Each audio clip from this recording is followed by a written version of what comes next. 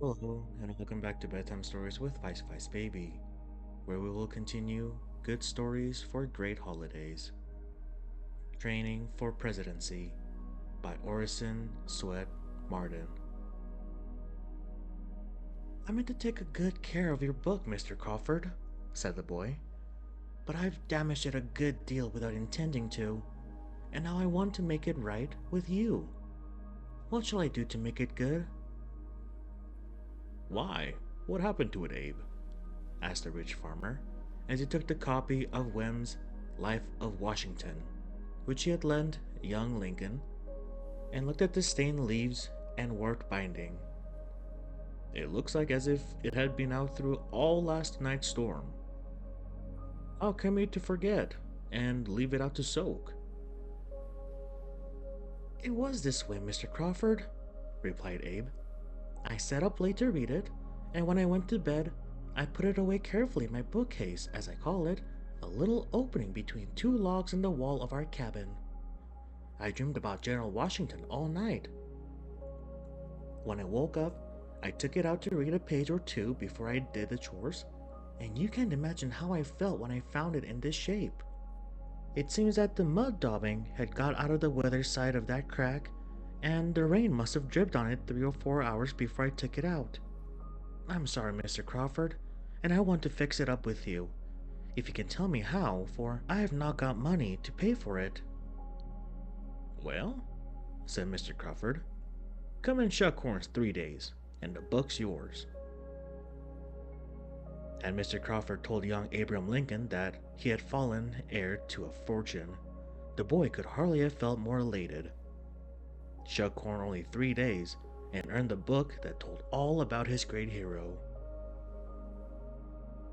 I don't intend to shuck corn, split rails, and the like always, he told Mrs. Crawford, after he had read the volume. I'm going to fit myself for a profession. Why? What do you want to be now? Asked Mrs. Crawford in surprise. Oh, I'll be a president, said Abe with a smile. You'd make a pretty president with all your tricks and jokes now, wouldn't you? Said the farmer's wife.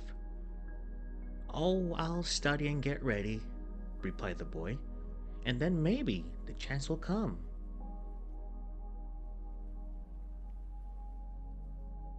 Why Lincoln Was Called Honest Abe by Noah Brooks. In managing the country store, as in everything that he undertook for others, Lincoln did his very best. He was honest, civil, ready to do anything that should encourage customers to come to the place, full of pleasantries, patient, and alert. On one occasion, finding late at night, when he counted over his cash, that he had taken a few cents from a customer more than was due, he closed the store and walked a long distance to make good the deficiency. At another time, discovering on the scales in the morning a weight which he had weighed out a package of tea for a woman the night before, he saw that he had given her too little for her money. He weighed out what was due and carried it to her, much to the surprise of the woman, who had not known that she was short in the amount of her purchase. Innumerable incidents of this sort are related of Lincoln, and we should not have space to tell the alertness with which he sprang to protect defenseless women from insult, or feeble children from tyranny. For in the rude community in which he lived, the rights of the defenseless were not always respected, as they should have been. There were bullies then, as now.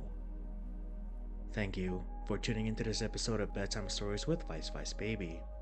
I hope you'll have a good night and sweet dreams.